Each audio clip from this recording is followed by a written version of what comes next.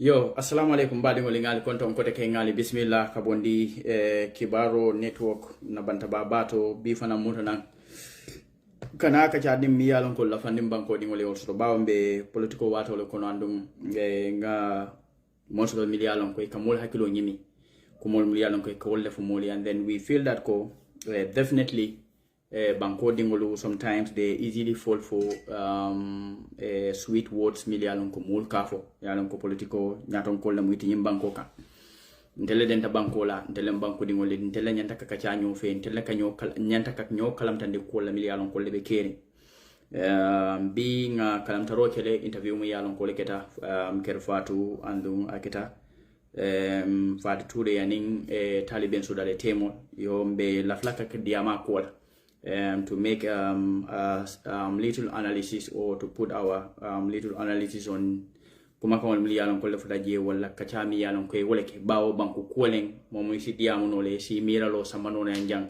We make sure that banku dingol mili yalon ko Gambia banko dingol le muiti kana nene wo konon si diamu nyoy hormone mbunya la, of course, bar butung kana song nene de kumo e keye mol mili yalon ko they are average people, and the Yalonoko Gambians most of the time they do not go deep into issues.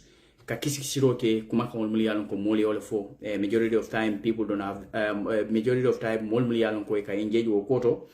Ibika time soto wale ibike fan engage wo konyin to back wo kamala ikamol yemili yalonko they take advantage of those situations ka kata, or that time ka kata ka wo mulke nene kunundi am tajang talib UMC la kuola kuno ngam fo molye bi talib ye wole ay wole tonya yandi bari ay tonya yandi roke kuma kan wolle la miliyalon ko probably ya te isa ansafo ya karandi wala ya wole itanda la ko nyanta nyine fola nyanta fola tenne nyinni be keri ngande nyinne nyanta fola tenne ten.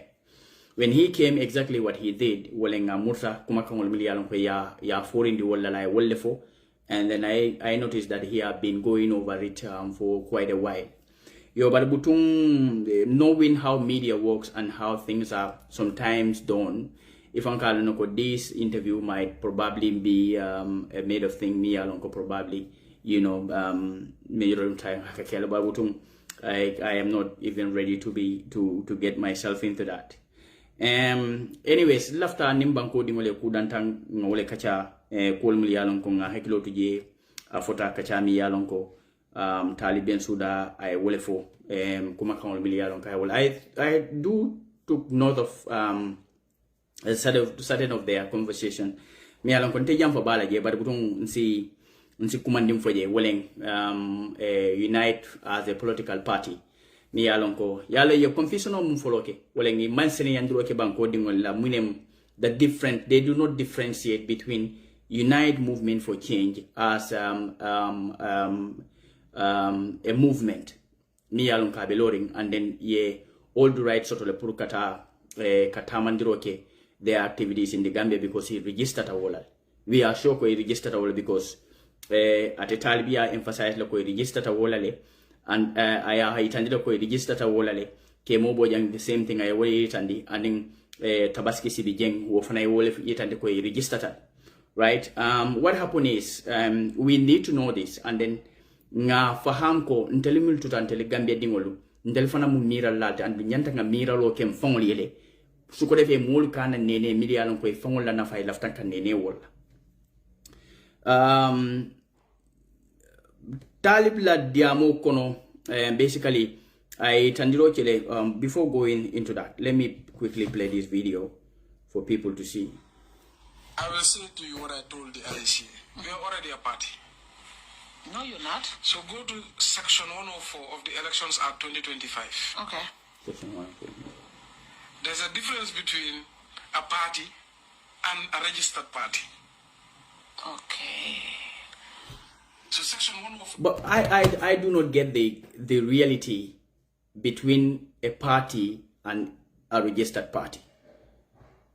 I don't get that. So if Fatih Talib question ko wala kabring Talib ko, they are already a political party.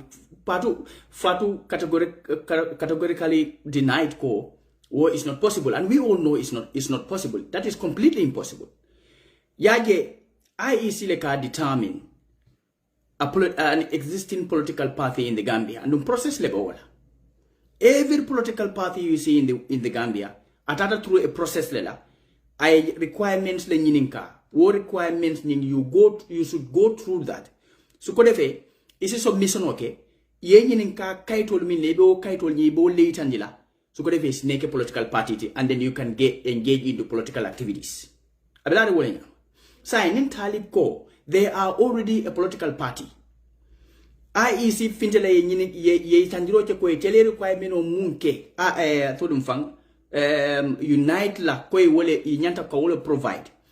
What technicalities are not fulfilled, then there are issues mi yalonko should be on the line. Kaitande ko Talib Ben Sudan ala molu munketa unite party. We are not talking about unite movement for change. Nimu kufulati. And then people are so confused about this. You have unite movement for change, womu movement not. And the movement they have all the right to go on their activities as a movement in the Gambia. But political activities mu yalon ko ila party nyinne nanta tamandila IEC mang register as a political party, and now they are denied to go on their political activities using the name Unite as a party. Because a requirement on munyininka also. Now, if Talib says, they are already a political party because they are in politics as a political party, but IEC may accept. Now, why should they submit another submission? Me alon ko telephone if only requirement on me alon ko yininka wala ya another fenkole submit koteke at IEC. This is just confusing. And the Benin Convia, they are trying to confuse the Gambian people. Because Talib Mampare anin tonya ina bankudingolka. Now he want to use that tactics. Kamon confusing a majority of Gambians muliyalonko, their educational background is not that strong. They might probably not put everything together. So ko face tara nyinne bekeri wala nyinne bekeri. Janika fahamko, they are using the movement instead of their party because they are not established as a political party. They are not established as a political party. Now Talib is trying to force this on people. But instead of Fatu asking him that question, from my own perspective, for any interest, I don't know. But if I was at her position, I would have questioned. But any political party be established in the Gambia, Janin Talib Binala, this Nene Yasin something. I cannot recall her name anymore. Well, the follow submission. And the Willia Yitandile ko, Janin Talib Talib Ben Suda Wallana, Ya Willia Yitandile ko, they already, yes, let me quickly do this. Alimbala. They already submitted all the required documents. And the IEC said after 38th of March, any political party registered in the Gambia. And on this clarification, Nene Yasin Yake IEC, Kerfat Kilingot was thrown in there was Kemo Bojang, and then there was Fatu Ture because Atelem Hosnit. Kemo Bojan went on Kafoko Itelima World Soto, Komi Wokumakam Soto Kabondi IEC. Now they are denying ko IEC Mawofo Italy. But they know ko IEC Kalamtandi World. Let me quickly put this.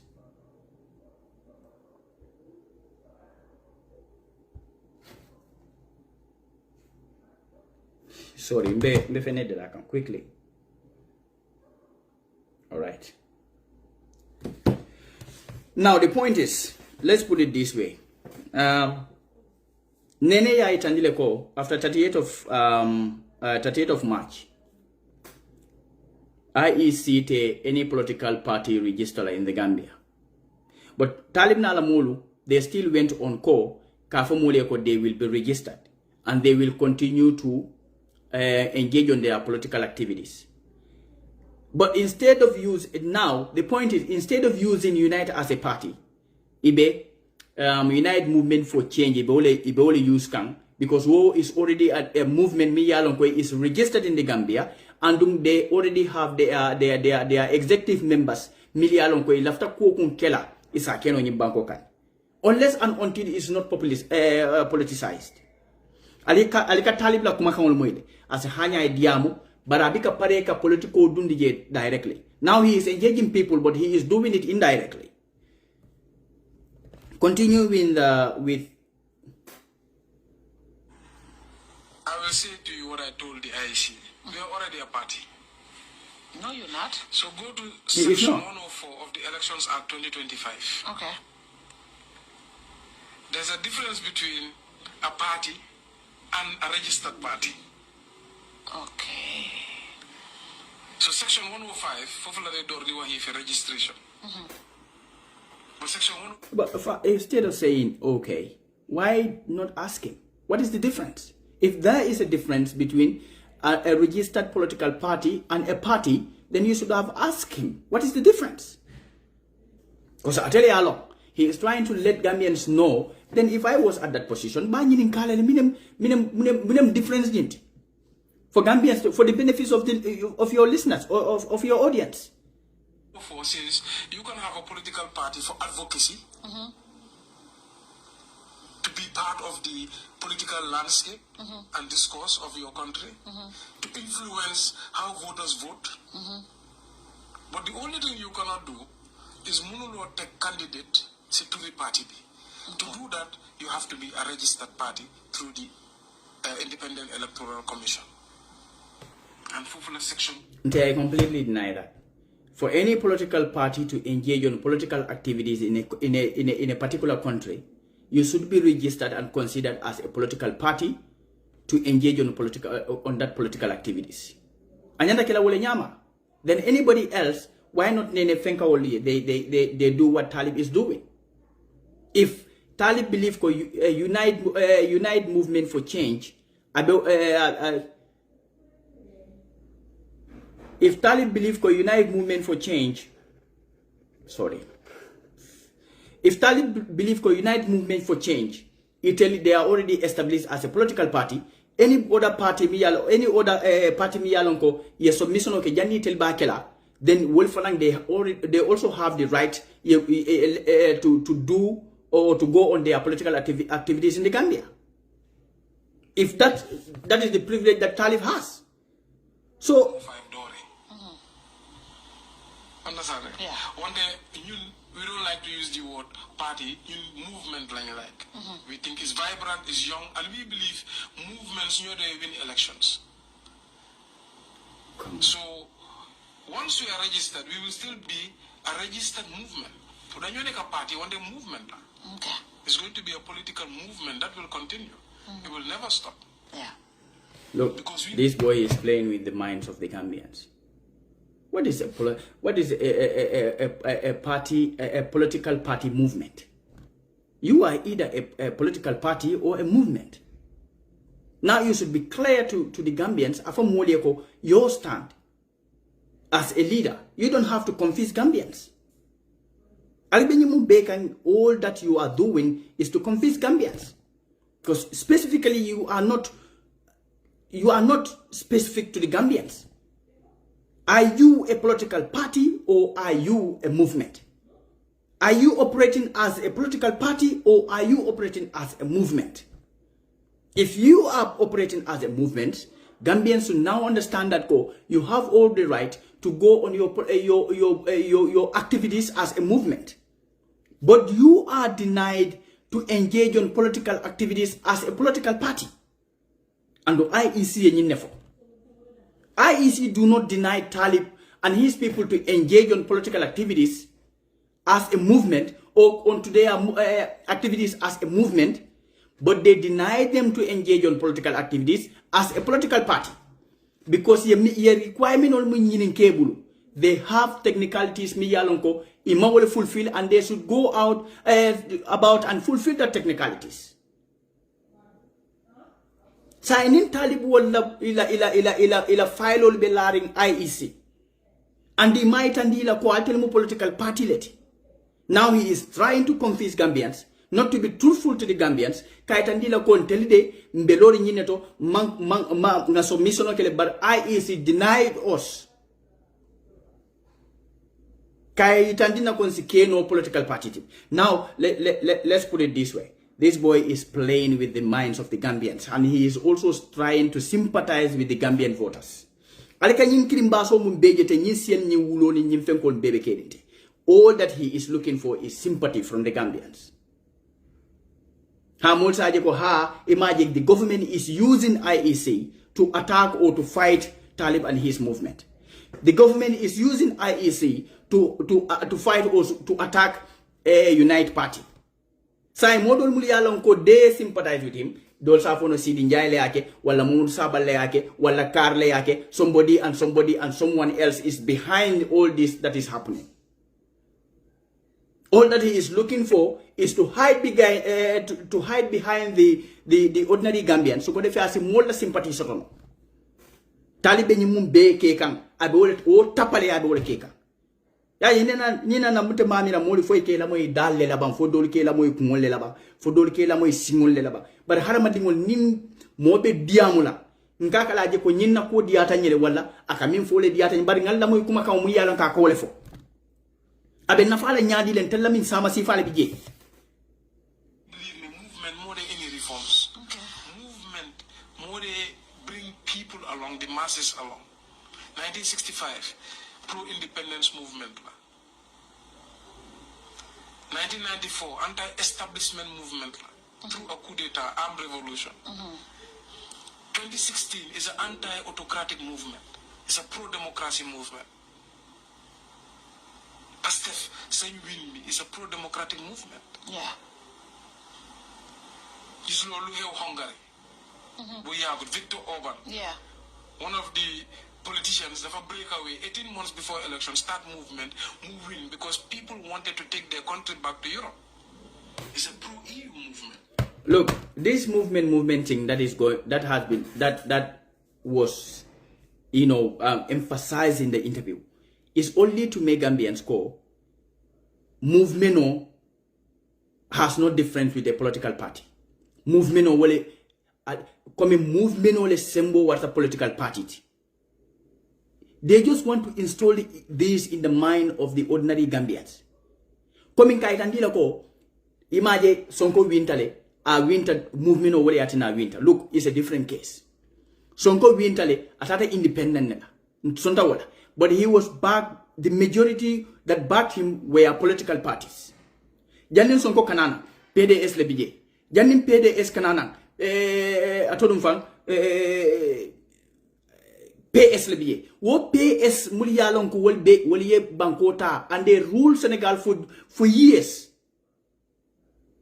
Probably a decade or two. Abdou Diouf la watola. Wolmu political party eleti. Muy mbota Abdou Diouf la boje kola. Jamale nata jam PDS. PDS wola naja wole kita Ablaye Wade. Awo Ablaye Wade wonata as a political party leader. Macky Sall nata nyadi as a political party. Sonko was only denied not to contest because yala political party ni yole ban. Yala political party yole ban and ya ban to tilimbali aleka. We cannot use that as excuse. We cannot use that as excuse. Talib is playing with the minds of the Gambians. And then Talib does not want to take responsibilities. When you have a leader who does not want to take responsibilities, wo leadership mu problem multi. Janimbe diamula. Ale leadership mu problem multi. Because Talib kata nyamina, I think people need to go over his words. People need to go over his words. But look, alingan sodrong benala step by step, and then we will make sure banko dimuli ya fahamu mosi falling that they are dealing with. Yeah. So we believe in movements, not even elections. So as a registered party, we are still going to be a movement for change. Now, what is the difference? Ya no mte mala fomole biye la moy kumola foye mire kamola. as a registered party. Now they are still going to function as a movement. Now, what is the essence of you to register as a political party when you already can operate as a movement, and then you believe that that movement can bring change? Let's put it this way. You believe that movement can bring change, and then you already established a movement, is already registered in the Gambia. Why are you killing yourself to register another political party in the same name? Come on, Gambians. Nying is just like when I'm tooling dronga ad. We are making it difficult for ourselves. Wala nankale ko Talib is confusing the Gambian population. It's confusing the Gambian population. Akakuma ko le bondi jana ya kachandala ko ni nyimfo. Even more believe in la and near more Gambia they easily pick things and then they easily fall for kuma kan muliyalan ko they do not even realize ko nyinema kuma kan foni tinyaro keta. But we will not leave it at that. We will continue to yaje molika Sidi Njai nyinin ka nyamina. You see, Sidi Njai was questioned by Sultan, and Gambians felt happy because Sidi Njai should be questioned. Kuma kan muliyalan kai wolle tilimbali ay minke banko dingol. Sidi Njai is no difference to Talib Bensouda, or Talib is no difference to Sidi Njai. A betrayer remains a betrayer for me, and Talib is a betrayer. You cannot qualify him more than a betrayer. He betrayed people who have made him who he is today. And banko dingol nyanta wo faham la. Banko dingol nyanta wo faham. Let's quickly go back to from Ila interview. I also picked. They talked about Ngamoy Fatia Nyininka, the construction of that road in Bakau. Nialonko Natalie ya kungoka wura Fatia Nyininka. That she heard from people, they are supporting Talib, but basically, Siloning, Abetaka Nyamini, Nisamaya, Taraje, Abe Mulbatan La Milialon Collebo. And we have seen in Numbers Milialon Keta, Silon Milialon Baroye Muka Wuranu, Ye Multorata Samakono, Mulbikela Bumul Fangul Seniandino. The same thing can happen in Bakau. If that question is raised, Talib should have taken the responsibility. Kontele nyura andu na the data atelebala atelebinala koteka aya credit ni ntaje. But the matter of fact is now instead of taking the responsibility, afele nyinta bolita sita aya kodi wola alafta katika kadi mansakundala. Ko mansakundala nyanta ka responsibility ta, but they are not ready to take the responsibility. You see how Talib functions. When he have to take the responsibility, akako dialala adi modola ateta si. Now, sorry, na atra wo siloning be credit le bige mi alon katanyanta talal atemansa kunda to fon folaje. He will go directly, he will say kontele nyinke aluntele aketeng, I was this and I was that. Now instead of taking that responsibility, because he tele silonyum kumasi, instead of yafu molie mini bo silonyi na koto. Mini nyanta kila wasilo nyina koto. He now totally rejecting his responsibility and putting the load on the head of the central government. Sai mon muliyalon ko nyante mira lo ko nyine te mira la kotiki. Ibe wulla don ha imamo Talib fanko ha mansakunda nyanta ka nyinneke mansakunda manyinke. Now they will take all the responsibility ya la mansakunda ka. Nte si fa daki ma Adama Barrow support.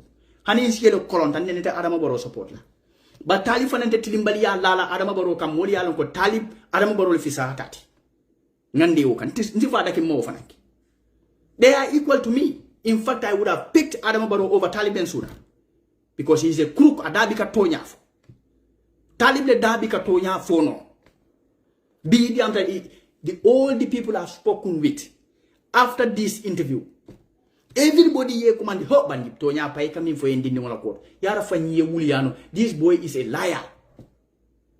If you are a liar, we call it openly. You are a liar. There is no way or there is nothing else that we can qualify you than a liar if you lie publicly. That is the fact. It's not an insult. It's not public media. You are expecting us to vote for you. You are requesting our votes. If not me, you can gain somebody from my family. You can gain a vote from my family. But what about Tinala? I will question your credibility. What about Tinala? I would say the kind of person that I know, Koite Mumu Mosi Fati. Gambians should know the type of leader that we are picking. Munketa Mulla Adama Barola. Atekela Mulla Kotake. We are in the 21st century. Jandimbe motombo na mumbe kila nyaton kote. Mbe motombo na muyalonko is credible. And the momi yalonko can take responsibilities. You do not take responsibility, Taliban Suda. That is the fact. Nkana nyo nene.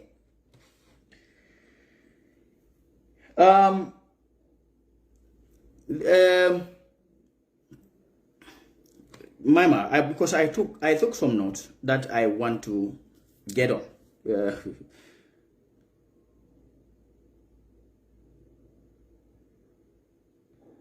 Yes, like I said, Nakumul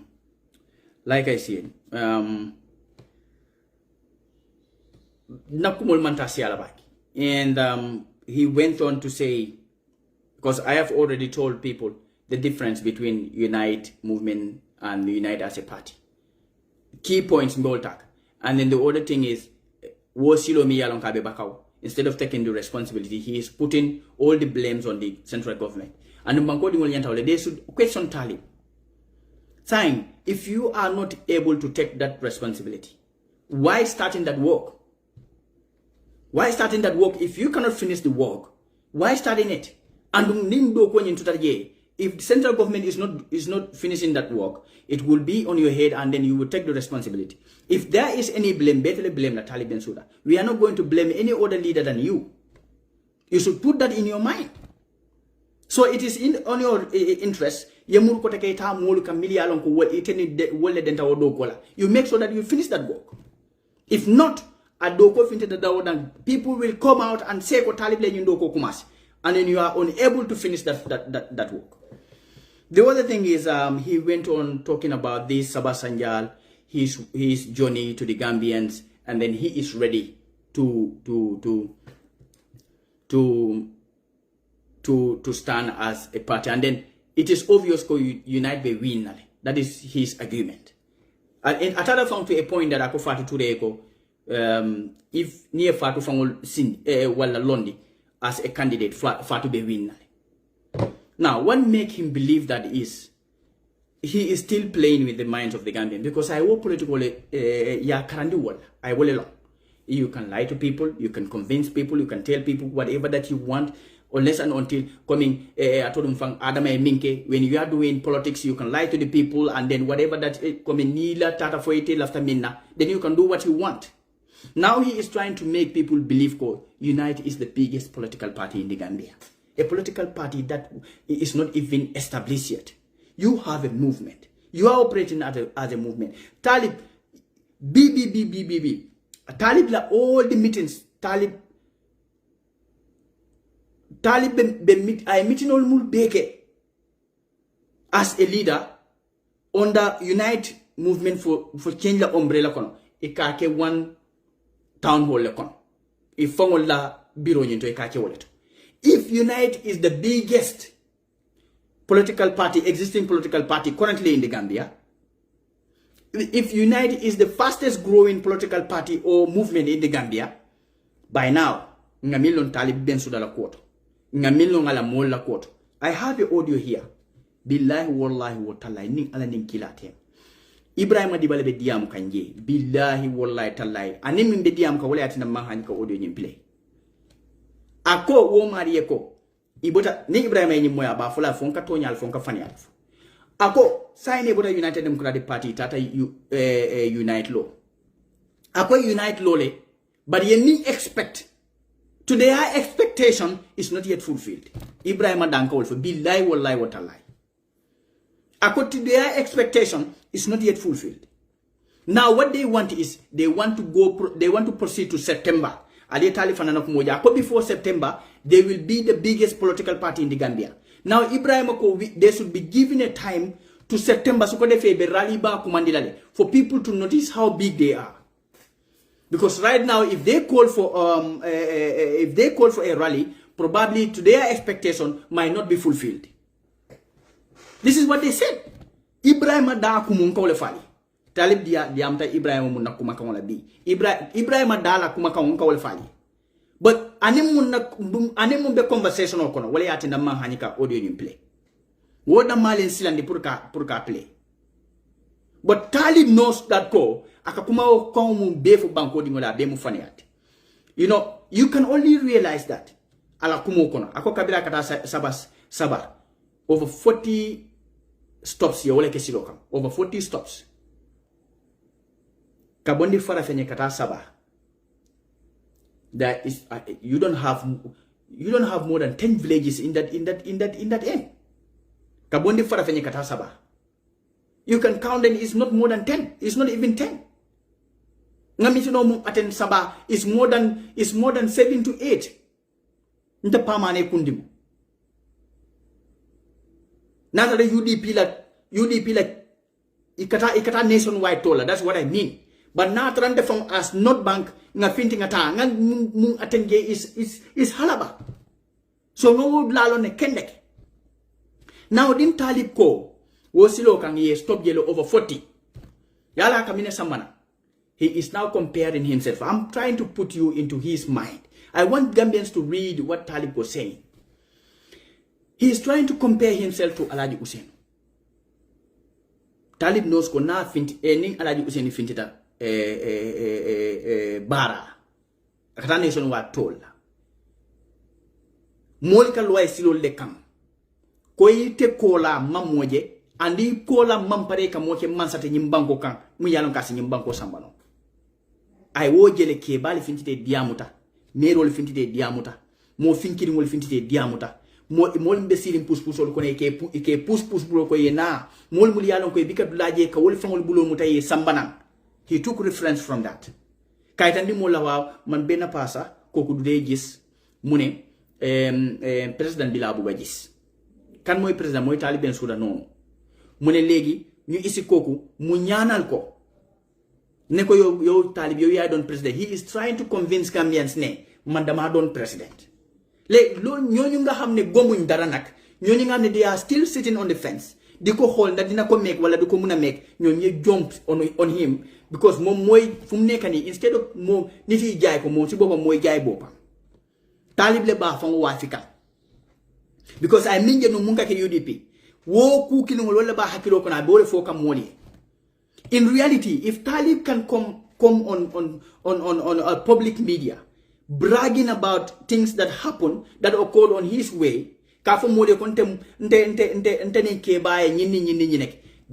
were tons of cameras behind him. I'm talking to people with senses. I'm talking to sensible people.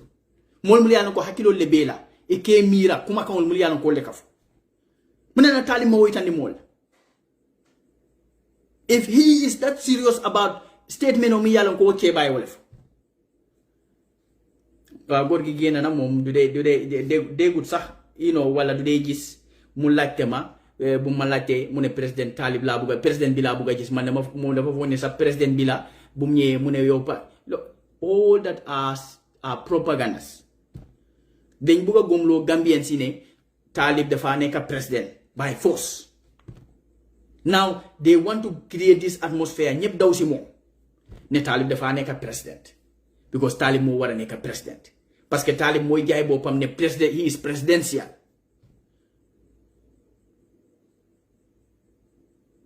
Ibrahima dafa tok na fi ne Talib is strategic.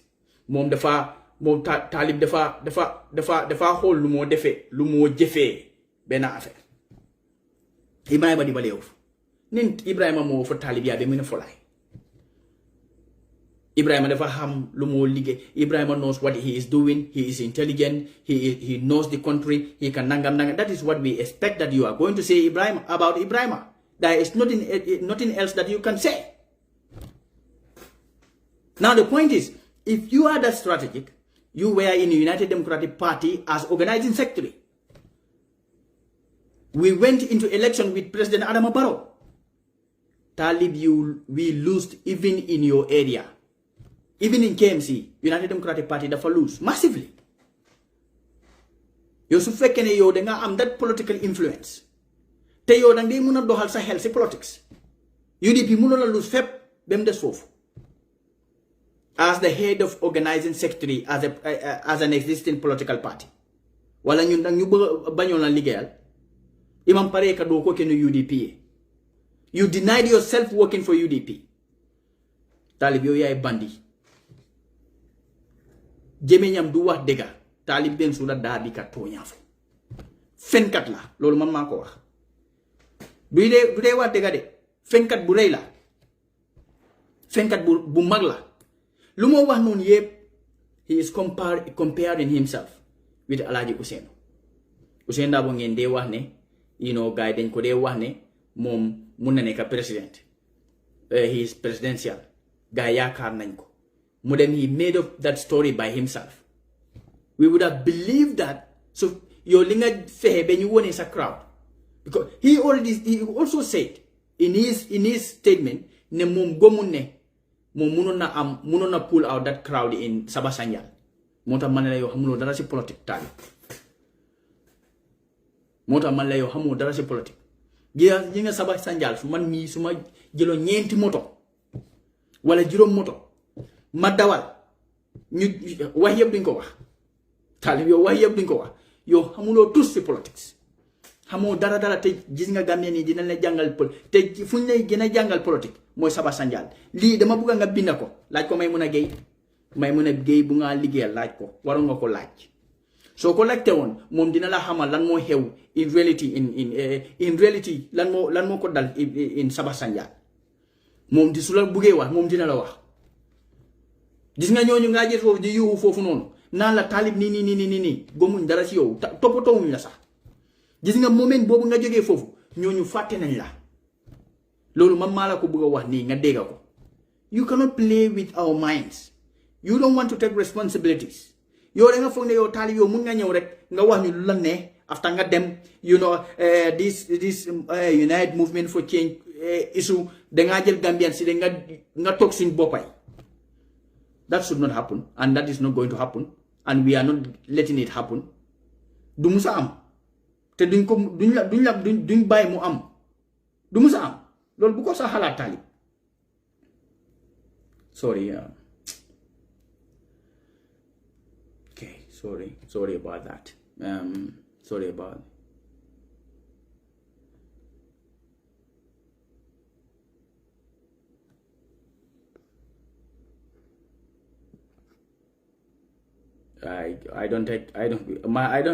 one thing is I don't entertain Talibanese people here. Not for a minute. I don't entertain them. If you are here for Talib, you go and do something else. I don't even allow you to watch. So it's left of you to decide. The matter of fact is, the Mabuga Gambians in your ham lolo, the Talib, Kukilim be more fancy or fanamfaha. Ya yin kilim bas mesen dindingo mfong beye teng nying purhaha ni nying haraba mbeye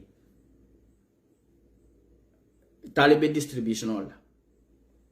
If he did ask Issa Fall, he might make him understand certain of kol muli alam kol lebekeni.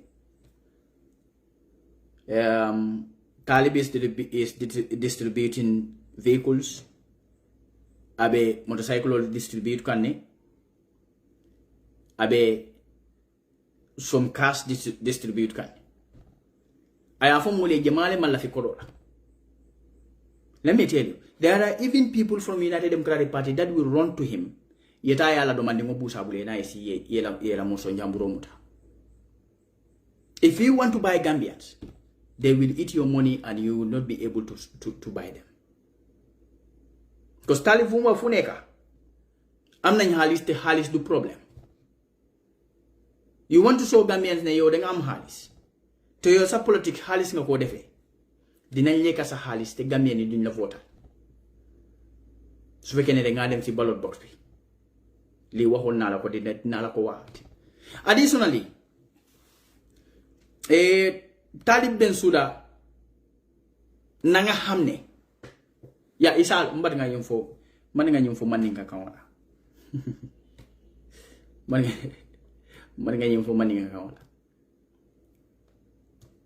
yaje ku dantan be kering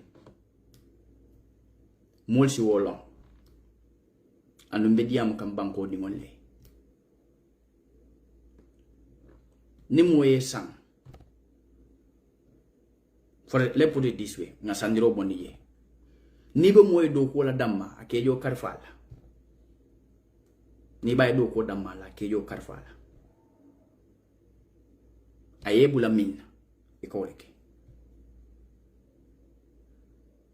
because you are under his authority nim talibi ala kartel sangali bulu because he believe ko kodo ba bulle asala kartel san min he believe ko kodo ba bulle asali kango san min talib believe ko kodo ba bulle asal tella nyanto sanno min sai na tele nin talibi e kodo ta ako anata ayal kango le san aliyo kodo mutabul wonten problem ibe sulo mun kuruntu kan wobi ka kores fa nyanta kala manole kambang fo karo kan nembang fo bere wule ngo kono len parce que baate kurundu kan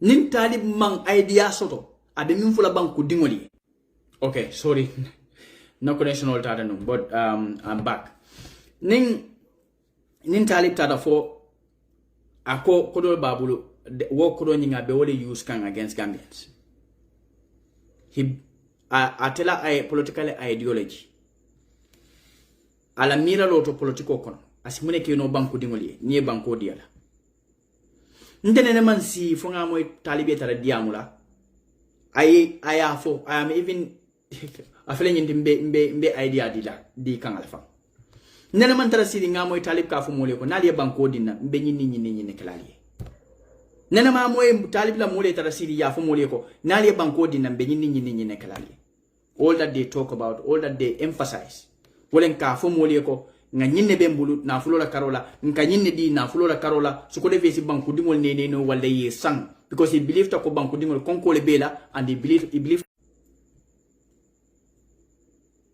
talib abe diamu mumbela UDP have been existing in the Gambia Usain Dabo ne man diamu faka fo mole money is not my problem because he do not want to buy Gambians Usain Dabo ne man diamu faka fo mole ko money is not my problem because a manji ko banku dingolu anyante sana ni wala but the message asimune ke no banku dingoli ngani yo mumbato asimune ke no banku dingoli andum ferol mun yalon ka be wolle landila asimun ke no ka banko bondi jin kole akon batali diamta wato watina al kaminjije wolen tel mun bembulu mbe mine ke no la na fulola karola len motol mun bembulu motorcycle mun yalon ko be dila molla mbe mol sanno la nyaadi le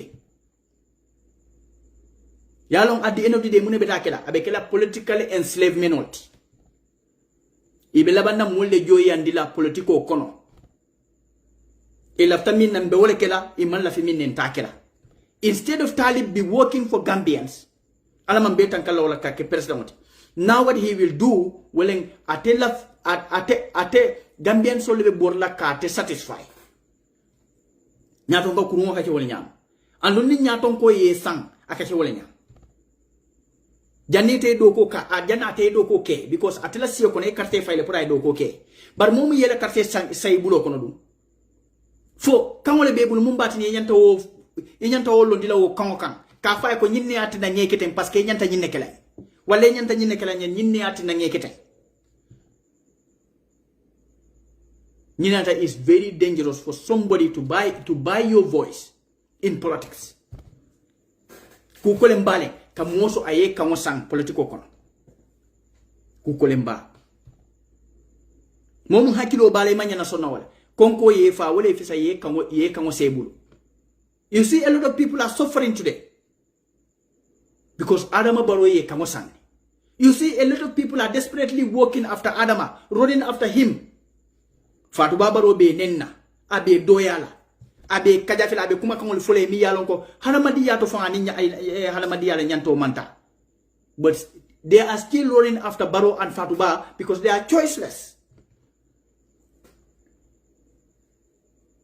anu ko kilimbo fula banko dingoli Adama Barrow le halamadi yata katambi taliben sulati Gambia be situation mun to bi manso la nyaton ko la mum ma lonko ika wulle so manda ita bitko ila dindi ya wato la ila fondinki ya wato la sometimes ila keba ya wato fongola yeso la da samo la ita bitiki tiya ya donto ma fa ya sande ya donto akoy ila kunun ko julobe janne ima wojo binte donto la da samo la. You know why? Because the majority of Gambian people, the average Gambian people goes through this. Ye konko lone mindolone. Talib Kabila wuluta fo bi. Anene malo munen konkoti, anene malo minen mindoti. Oto balo nalo ko pamani amanda sama bi. Mo ye millo wole ke nyabo. Ni man konko lo ima mindolo. Italo na ko konko ka modo mutale. Mo muskeba mu yalon ka mi misranding. Walla be jine kajad. Walla be wulli. Wala abe ladoto abe jara sukuta jara kanikunda jara tonya taba jara nangam kunda awuta so manda ay mono tabi sukuro mu ba kela kona masutono. I am talking about leaders media lonko inyanta ya lonko nero lebe wulo kono media lonko ka wuli so manda e so lata dasa mole masoto ye wuli eta ye la. As a leader, you man see no. Because you are thinking about those people. We do not need leaders right now. Milia lonko ifangol kumol damma. Ye na state also ke politic dulati. Ya ke barbecue dulati. Ida malika party. Forgetting that there are people milia lonko ibelaring ikono kensemo.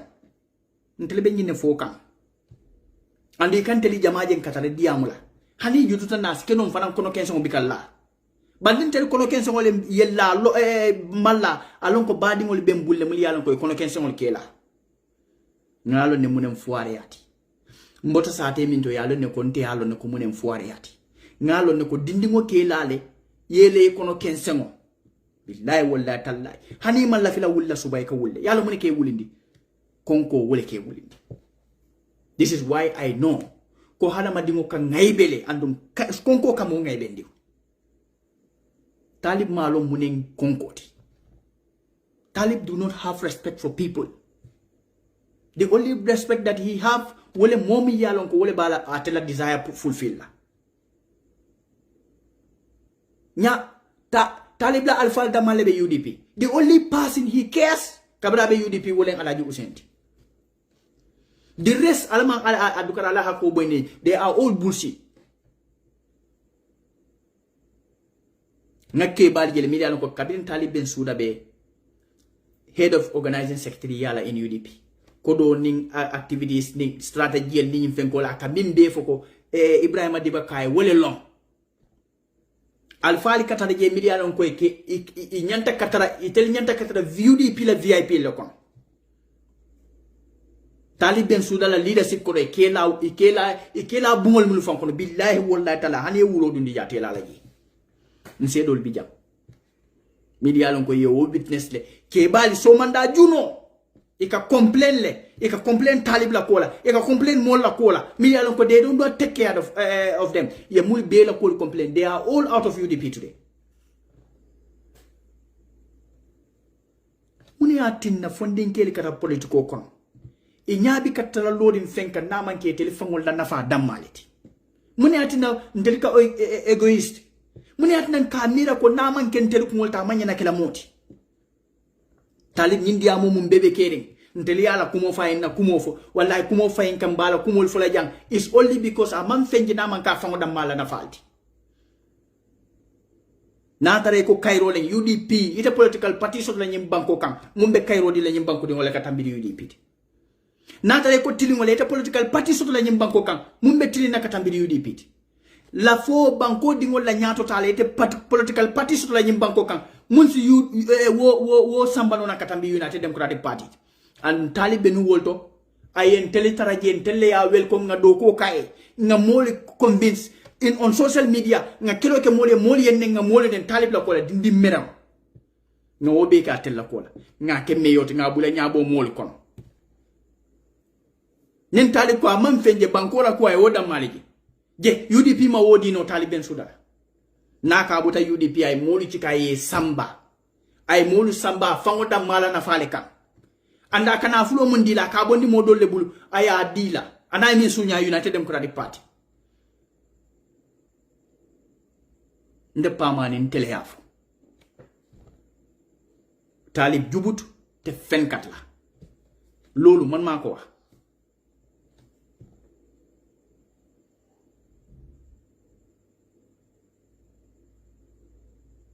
lolu man mako wax man Talib Bensouda du nit ku jub te fenkat la dabi ka tonya fo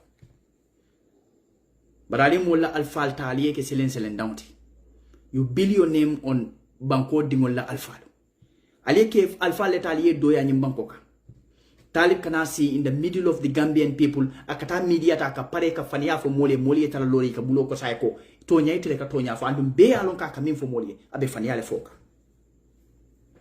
There is no young Gambian politician in the Gambia so manipulative and a liar than Talib Bensouda. Albe dunia Gambia ton ko nano be malala tajela.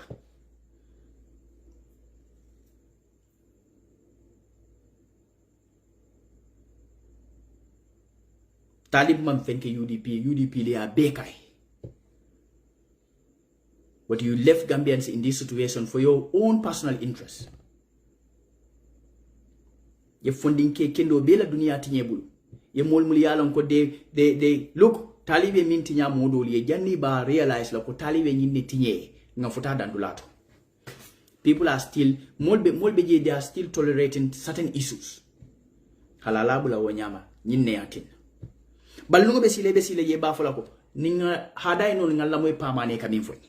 Gon dey fo fo jalon ko ngamo ile alfal ya fo alfa dol ba fola nyinni mbafu tandla la ko albe min to almantra ko kendoto.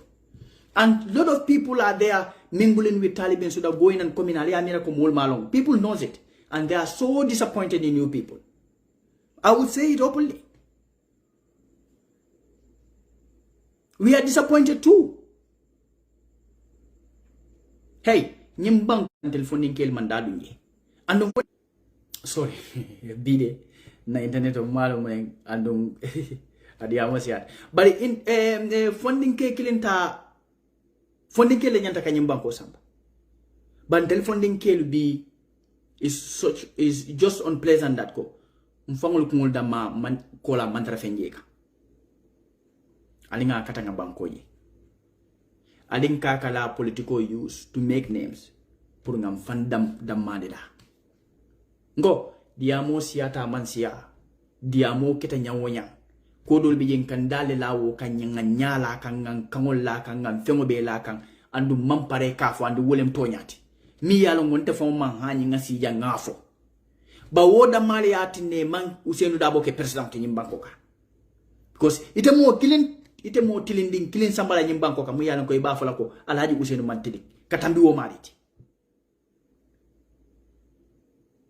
There is nothing me yalon kon safo kon be alhaji Ousainou question la wala. Karte keso ma sindi office kono mi yalon ko is a public office. But asita jana as Minister of Foreign Affairs. Asita jana as Vice President. Nte yo wato kalamtane. Ninka fintin kata campaign la. Akaki weekends let. On Saturdays, on weekends, mostly on Saturdays. And the war campaign kono nene man government vehicle yije anene manki hanala official vehicle so akatu so lo kono aya fanso moto tanga ta campaign la ala you send the taro office kono ama moto la we tije ita realize la fanko ko vice president le be sirinja wala minister nangam le be sirinja je wo kay so le buli president yala you what else do you want? Ilafta ngamine fintindi. Do you want us to create a stolen property mi yalonko ndelefamo malonga botaminto? That is completely impossible. We can only tell you who Alhaji Ousainou is. But Talib believed that if not him, is nobody else. He believed he has money and he believed he can buy Gambians. And Talib la maniata ko na man katete amanke modoti nyinati la bota United Democratic Party kunate manke candidate oti 2026 modo manya na keno lati Alhaji Ousainou te keno lati because banko dingol lafta tella I will follow for bari asilanta la ning alaji Useni eta election la mi yalon ko le keta flag biara election on asilata wala Talib nyanta tala no o flag biara election abalo no fo moli laftala fo mol man lafala anyanta fantes la wala foloto nsina long because there are people muli yalon ko lota je itata je but Talib should have tested himself I alone for he has political influence in the Gambia or Amaso janaka findi banko kan anyanta fantes la no UDP kabondi woto ako na man tati de modonte afinti ta ya la fansu movement o law and janda kan fansu movement o law hakilo bota nyin Talib said they submitted ako ye submission of ye femko submit le 1 million ka janni ka because anyanta kila no 1 million net pour ye political party lo no inyanta wole dundila at IEC inata foko ya la fale yake 2 million but Talib ko ay wo dundile kabirin kodo nyinna amount of 1 million lila moy na kendeke andum kabiri wobe ke kan wotumo Talib ben sulana la mol bebe United Democratic Party wotumo e manya ka bon laje almost 3 months before e bon je woto Talib ye nyim ala preparation de dale janning afanga be bon la UDP well before I bon the United Democratic Party and the United Movement for Change ya register le janning Talib be bon la UDP woto nyin jam fa de data le janning Talib be bon de ka UDP Talib la ko nta bulala nta dendila nta alimbala nimparete nyina fonga na wifi restart but the matter of fact is mbe conclusion o kala damin ton na diamo wolen kayta ndi banko di wala ko Talib ben sulala tapale ya mol kana bula wo nyama Talib ben sulaka tinyaro mi yalon ka be wole ke kanyim banko ka aba fallamal abe nyum be ke ka be mol lenene kan dron hantele political party bati jannin september tele be kala political party bati fo mol fo Talib leta molti hanin sotala 10,000 wala nin sotala 50,000 signatories la jannin 3 days wala jannin 24 hours mbastola because I have structured all over the Gambia for Talib ya mina ko si lebeke people have their voters cards inyanta kadi molela pour ya tano for Talib nyata ko he speaking to Gambians but won't bend them fenti yala mum fenti nin Talib nyama tala kuma kan wol kono ndelimul kala moy nyaka na ma nin Talib ya mira kon telimu nyama to leti ngam fanka nyama to bari wo kana tin nteleke nyama to nin Talib ya mira ka sin sannole nga mutaye fe nga itandala ko haisin sanno ba wo mati na ya insan nkana son Talib yensa nkana so wala and wallahi momu yesan ayeke nyawo nyanga lonko ifangol inyanta kila wole nyama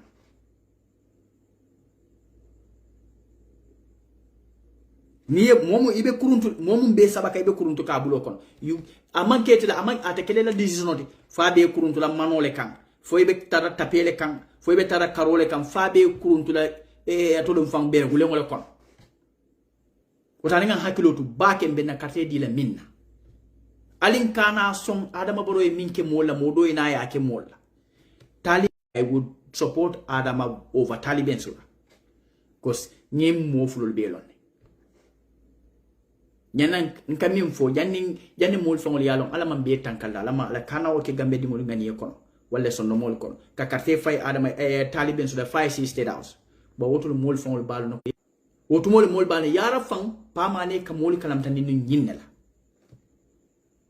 gambe di mala lala hakilotu baki lala hakilotu baba baki I have no interest in suto ba ngana si janka kuma kenso fo moli nka fo ntela nafa nal la nafa ndingol la nafa nal dingol la nafa mbela sama nafa nko le fo I would have loved nimoli denyi nanga tra kumo kachala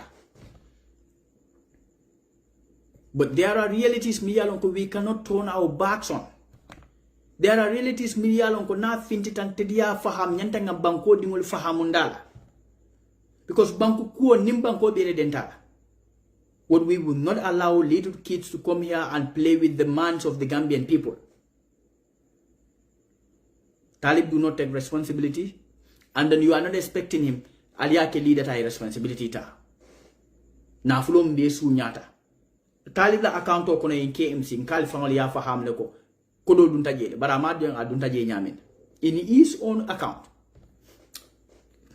ndamalo fu gambe dingol fo dum Allah tamina la ko teke nde fangola account ko no do dunje bari malo nga dun taje nyamen yo domi adama genna tapale ki taliben sula même bu fekkee ne ana yoo xamante ne is logique même bu fekkee ne loi tiyewu ko flagrant loi tiyewu ko si doxam bi loi tiyewu ko si loxo ne ko lii yoo yaa ko def te ñu mun a wax ne moom moo ko def waaye am na yoo xamante ne ñun xam ne lii bu fekkee ne taalib xam na sax loi mu protect ko wala mu xam ne lii su ma ko jaaree nii loi munuma tiye gis nga am na lu gis nga ñu jàng loi ñoom ñooy tapale loi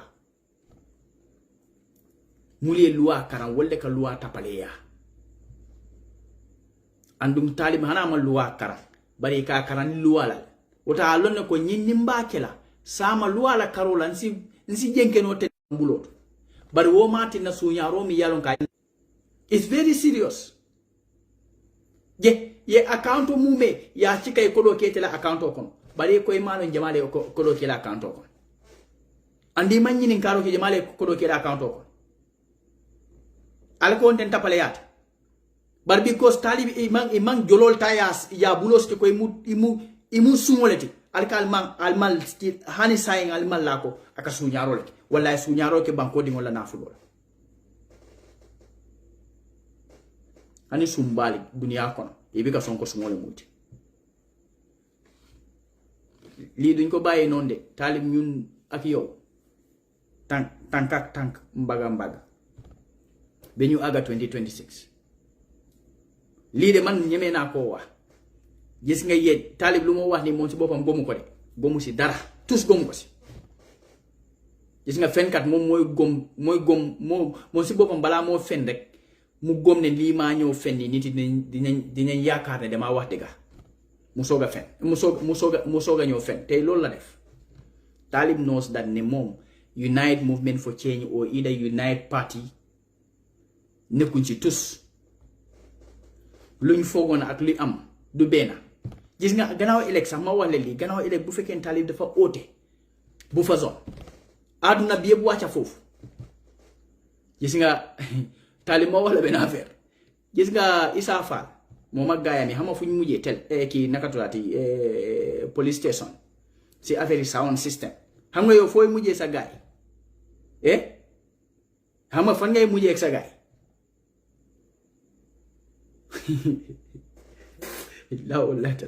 yow chief justice mooy toog sa diggante ak sa gaay chief justice sa motocycle yi dinañ leen jaay doo si mun dara sa moto yi dinañ leen yaa doo si mun dara sa alal bi nañ ko pasare doo si mun dara li ngeen jot a sàcc si Gambien si dinañ ko delloowaat si Gambien te doo leen mun dara doo leen ko si mun loolu man maa la ko wax loolu jàppale mu dégg te na la leer ne ñun duñ la bàyyi de ñun duñ la bàyyi nga def Gambien si sa coob nga dox si kaw Gambien si sa coobare loolu duñ la ko non xalaatuñ ko sax we will put you into account te dinañ wax gars yi li ñu xam si yow te dinañ ko teg si dëgga dinañ la wax ne yow fenkat nga gomoo dara lu dul fen di gërëm gars yi di leen sant di leen jaajëfal di gëm Gambien si yépp ñi nga xam ne ñooñu day déglu soo kuuta but anyways mbal be tentula mbal be jahila talib la mol do be e ka fole be na ben distract la dimmo mi account o de da dina de jang account o de da man soni ade warke block in 1 second wonte defona bul fedde dun sa be tente gal be jay gal be dimbara muli alon ko legal la moy banko ko nani banko bantala yo wal nal badi ma pamane la barka ba ci la moy